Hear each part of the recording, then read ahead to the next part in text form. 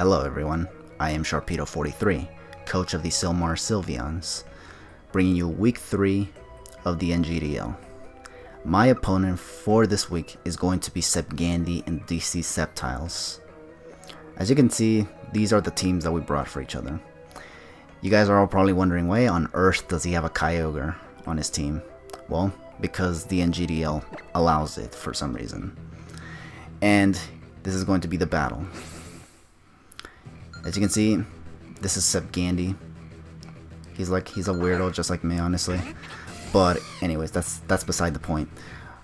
I'm gonna lead off with I was about to say Nihilego, but I'm gonna lead with Heliolisk. He's gonna lead off with Tapu Koko, which was the lead I was hoping for because he'll get the electric terrain up, and I get to benefit from this immediately. And as I go for Volt Switch here, boosted by the electric terrain, which does that amount of damage.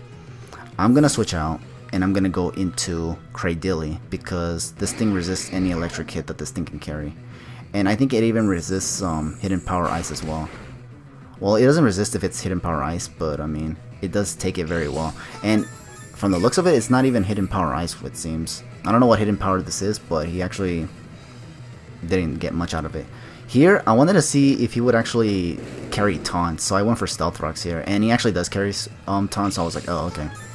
So what I'm going to do here now that he has me taunted is actually just go for Giga Drain, because honestly I don't want to switch out on a Tapu Koko, because not a whole lot of my team switches in on Tapu Koko very well.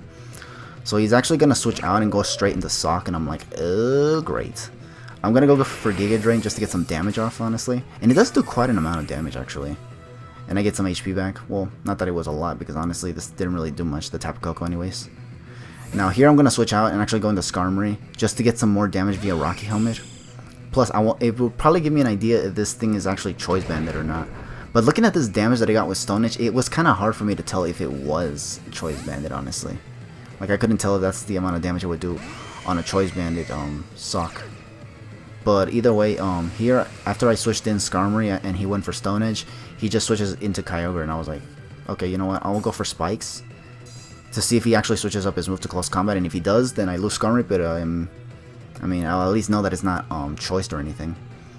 Now here I'm gonna switch out and go back into Heliolisk. I was hoping he'd go for like a water move, whether it be Surf, Hydro Pump, Scald, but he actually predicts that and actually goes for Ice Beam, so I'm like, oh okay, that's fine, honestly.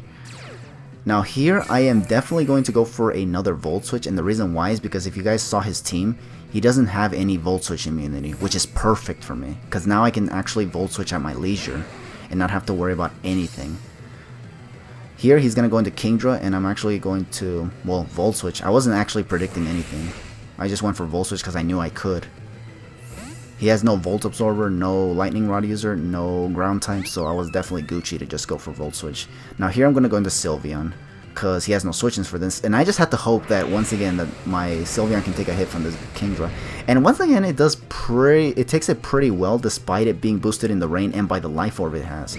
And the fact that it was a Hydro Pump. It's crazy how Sylveon is literally tanking all these hits like nothing. But either way, Sylveon is actually going to retaliate this Kingdra with a Hyper Voice, and it's going to take it out. Hands down. Now here, he's going to go into Haunter, which is probably the reason he brought it in, to his team, honestly, for the Sylveon. So as a result, now I'm going to switch out. And here I'm just going to go into my Milotic, because this Milotic is actually a especially defensive one, because I was afraid of that Kyogre doing way too much damage with its special attacks, so yeah, and this Haunter could also very well be a special attacker. I'd be astonished if it was actually a physical Haunter, which is why I brought Flame Orb Milotic, because in case that thing happens to be physical out of nowhere, I can just probably take hits nonetheless. But he's just going to go for Shadow Ball and Sludge Bombs here, and I'm just going to go for Recover here. The rain is gone, which is actually nice for me, because now I don't have to worry about any more water boosting moves. But he actually surprises me and actually goes for Rain Dance on this Haunter. I was like, say what? This is actually annoying, because now he's gonna have another chance to send in Kabutops and probably Stone Edge me or something. I go for Scald here, predicting him to, well, I didn't predict anything. I was just thinking he's gonna probably go for an attack, so I'm just gonna Scald it. But he actually went for Rain Dance, as you saw. And now here he's actually gonna switch out because he doesn't want to lose this Haunter yet for some reason, and he's actually gonna hard switch into Kyogre, which I was like, oh great. Now here I'm gonna make a very interesting play actually. He's actually going to go for the Thunder here. And I, for one, know, just out of battle spot experience back in Omega Ruby and Alpha Sapphire, that a lot of these Kyogres love to carry Thunder on their Kyogres, on their movesets basically. So knowing this, I actually did carry Mirror Coat for this thing, and I actually did surprise this Kyogre with a Mirror Coat, so I was like, surprise, boy. And as a result, I just take out this Kyogre, which is excellent, because that thing was actually quite a threat. However, unfortunately, he still has this Kabutops, which I was like, oh great. Now you would think I'd want to Roost here if he were to not go for the attack like he does here, because he goes for Swords Dance. But because the rain is up right now, I figured, you know what, let's just go on the offensive and just go for Skulls.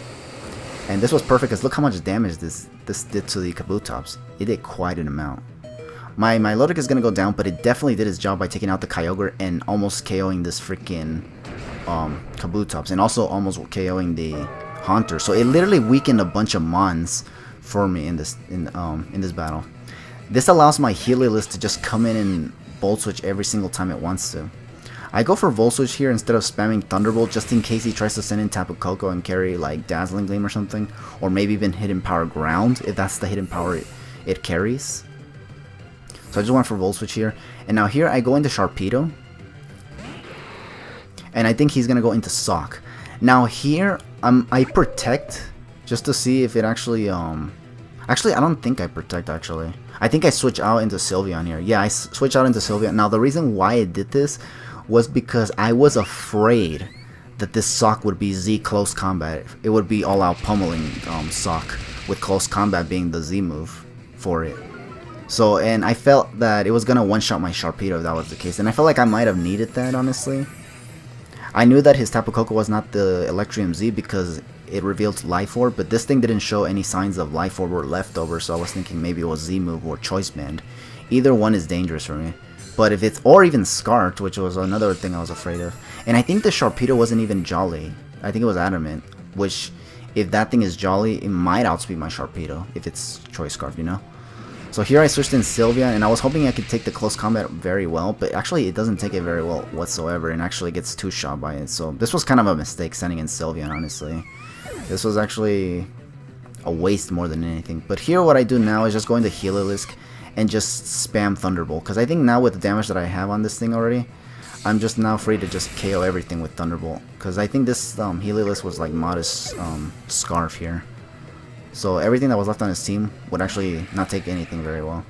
This Tapu Koko was also weakened, and thanks to the spikes, it actually now is in range for my Heliolisk to KO it with a Thunderbolt, now thanks to the Electric Terrain, so we're Gucci on that too. So I'm going to take out this Tapu Koko, and I believe his last Pokemon is actually going to be the Haunter, and obviously because of my Lodic having scalded it earlier in the rain, it's definitely going to be in range to be KO'd by the Heliolisk. So yeah, that's going to be the whole game. That's going to be a good game to Scepgandy, and once again we're going to take the victory here, 4-0, so that's actually really good for me. And thank you all for watching this battle.